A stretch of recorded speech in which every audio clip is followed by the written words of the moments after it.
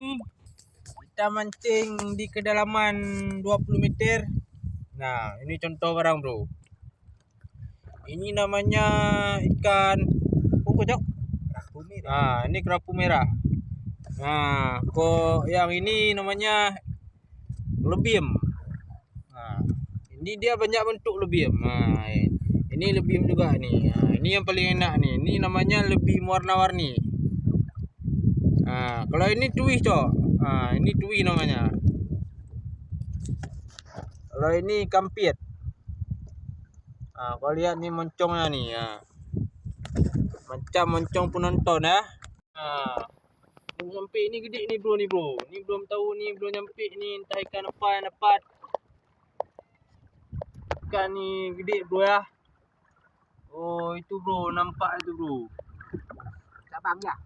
Oh, bucum bro, bucum.